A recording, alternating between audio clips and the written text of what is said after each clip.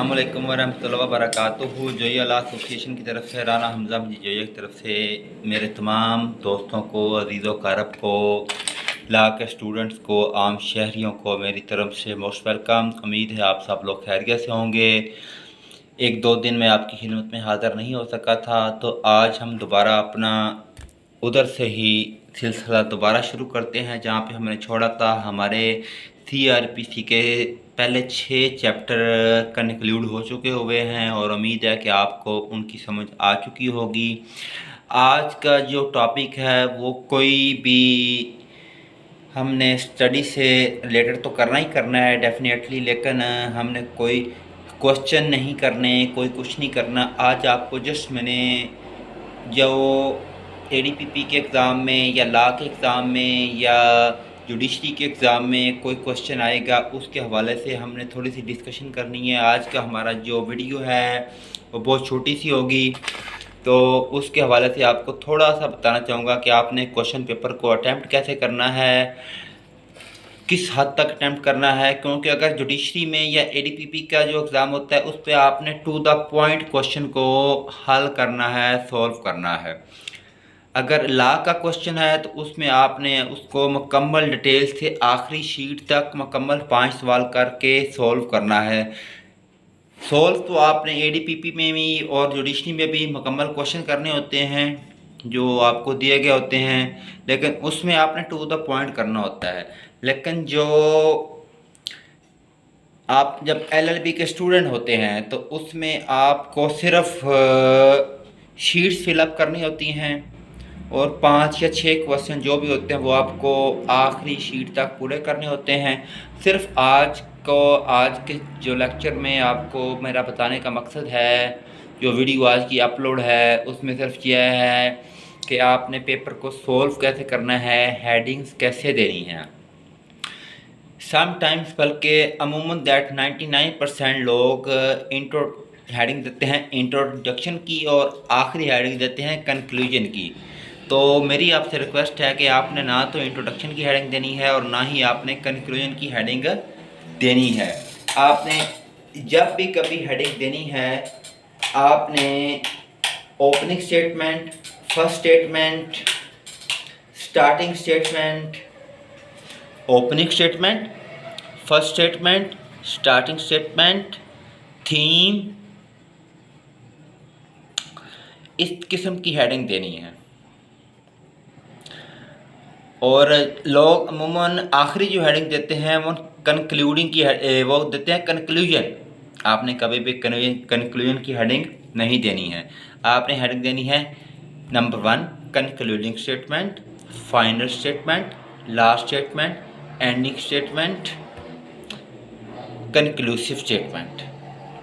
इस तरह से आपके 5 जो क्वेश्चन होंगे उनकी हेडिंग भी डिफरेंट होंगी। जो आपका पेपर चेकर होगा, जो पेपर चेक करने वाला होगा, उसको भी आइडिया हो जाएगा कि आपका पेपर सबसे डिफरेंट है। चाहे ये जुडिशरी में हो, चाहे ये ADPP में हो, चाहे ये लॉ के एग्ज़ाम में हो, आपकी अगर हेडिंग डिफरेंट होगी तो आपका पेपर सबसे डिफरेंट होगा। और आपका पेपर अगर जब सबसे डिफरेंट होगा तो ऑफ कोर्स आपको उसमें अच्छे नंबर मिलेंगे इंशाल्लाह ताला।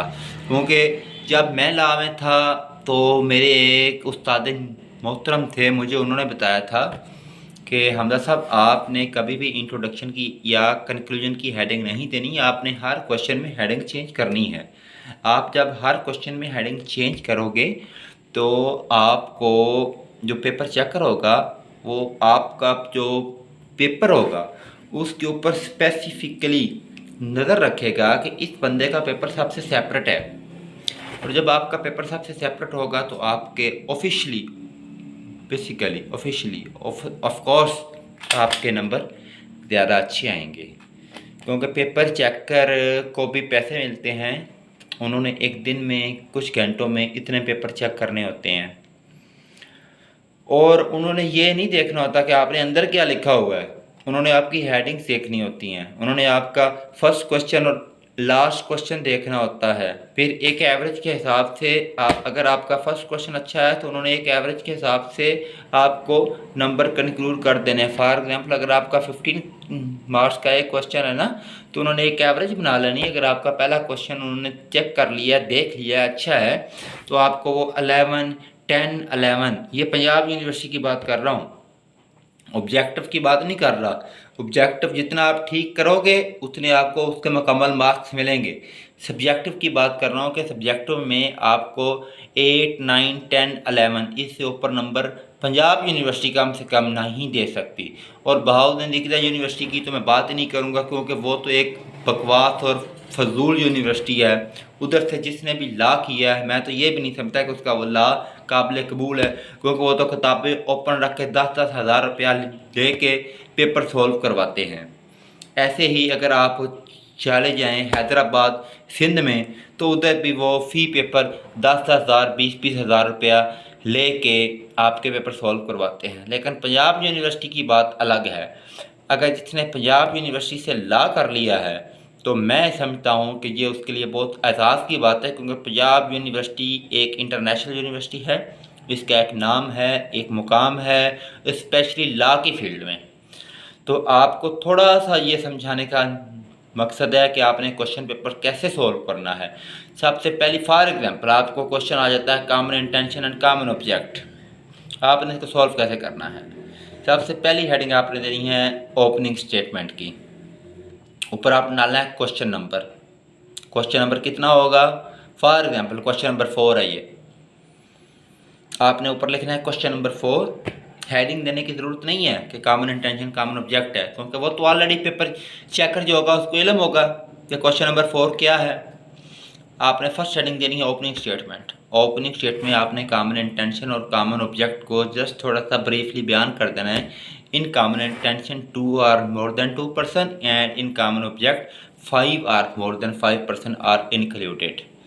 बस इतना से इसको एक्सप्लेन कर देना है। और कोशिश करनी है, अगर आप लॉ का पेपर दे रहे हैं being a law student without ADPP और जुडिशरी, तो आप उसको एक पेज तक लेके जाएं ताकि आपके लिए भी आसानी हो और आपको अच्छे मार्क्स भी मिल सकें। ओपनिंग स्टेटमेंट के बाद आपने आना है रेलिवेंट प्रोविजन पर। डेफिनेटली इसकी रेलिवेंट प्रोविजन क्या है, section 34 and section 149 of Pakistan penal code. Relevant provision के बाद आपने डायरेक्ट आ जाना है मीनिंग्स पर। आपने पहले लिखना है meanings of common intention.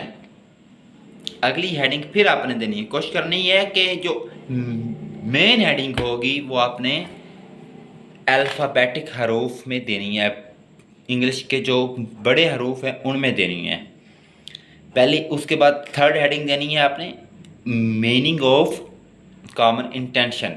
Fourth heading आपने देनी है मीनिंग ऑफ कॉमन ऑब्जेक्ट। अब ये वाली हेडिंग हो जाएंगी दो। उसके बाद आपने अगली हेडिंग देनी है डेफिनेशन ऑफ कॉमन ऑब्जेक्ट,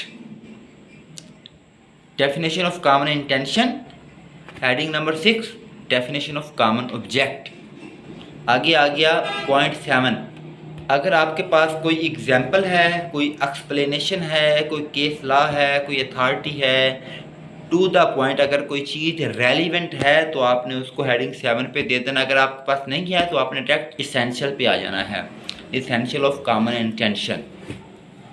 आपने इसके 4 से 5 इसके इसेंशियल बनते हैं, मोर than 2%, intention must be same, ETC वगैरह वगैरह, यानी जो कुछ भी है पहले भी हम लोग डिस्कस कर चुके हुए हैं। तो आपने इसेंशियल ऑफ कॉमन इंटेंशन, फिर आपने ऑब्जेक्ट ऑफ कॉमन इंटेंशन, फिर आपने नीड ऑफ कॉमन इंटेंशन, फिर आपने अगली हेडिंग देनी है necessary points of common intention. Common intention को जब आपने क्लोज करना है तो आपने डायरेक्ट कॉमन ऑब्जेक्ट पे आ जाना है। सेम दैट आपने कॉमन ऑब्जेक्ट के भी इसेंशियल बयान करने हैं, उसका ऑब्जेक्ट बयान करना है, उसका स्कोप बयान करना है, पोजीशन इन पाकिस्तान बयान करनी है। यहाँ तक आपका ये वाला टॉपिक कंप्लीट हो जाता है। फिर अगर वो आपसे ये चीज़ पूछता है what is the difference between common intention and common object, that is the main and big point of the question. ये हाफ पार्ट हो सकता है, हाफ पार्ट में वो आपसे common intention and common object पूछ सकता है, और हाफ पार्ट में वो ये पूछ सकता है what is the difference between common intention and common object. तो अगले हाफ पार्ट में आपने common intention and common object को डिफाइन करना है। Number 1 relevant provision, number 2 meaning, number 3 definition, number 4 number of persons, number 5 scope, number 6 needs, number 7 importance, number 8 purpose, ETC वगैरह वगैरह कितना भी आप इसको फैला सकती हों, बट रेलिवेंट पॉइंट आपने शामिल करना है। इररेलिवेंट मटेरियल इंक्लूड करेंगे तो उसका कोई फ़ायदा नहीं होगा। और आखिर पे जाके आपने फाइनल स्टेटमेंट पे जब आना है तो आपने फ़िक्रा यहाँ से आपने कंक्लूजन नहीं कभी भी लिखना, क्योंकि हर बंदा कंक्लूजन लिखता है। आपने आखिरी एडिंग देनी है फाइनल स्टेटमेंट की। तो फाइनल स्टेटमेंट में आपने ये चीज़ ऐड करनी है, the pith and marrow of all the previous discussion there is no outa untruth shows that, it means that जो कुछ मैं पीछे बयान कर चुका हूँ वो सब सच्चाई पर मबनी है, उसमें किसी किस्म का कोई इबहाम नहीं है। लोग स्टार्ट करते हैं in the end I can say that, in the end we can say that is wrong point. आपको जो ऊपर एक तरीक़ेकार बता रहा हूँ, the pith and marrow of all the previous discussion there is no outa untruth shows that, it means simply that जो कुछ मैंने शुरू से लेकर आखिर तक बयान किया है वो सब सच्चाई पर मबनी है, उसमें किसी किस्म का कोई इबहाम नहीं है। इससे आगे फिर आप कंक्लूड कर सकते हैं कॉमन इंटेंशन में ये था, कॉमन इंटेंशन में, कॉमन ऑब्जेक्ट में वो था, लेकिन स्टार्ट आपने उधर से ही करना जहाँ से आपको बताया है।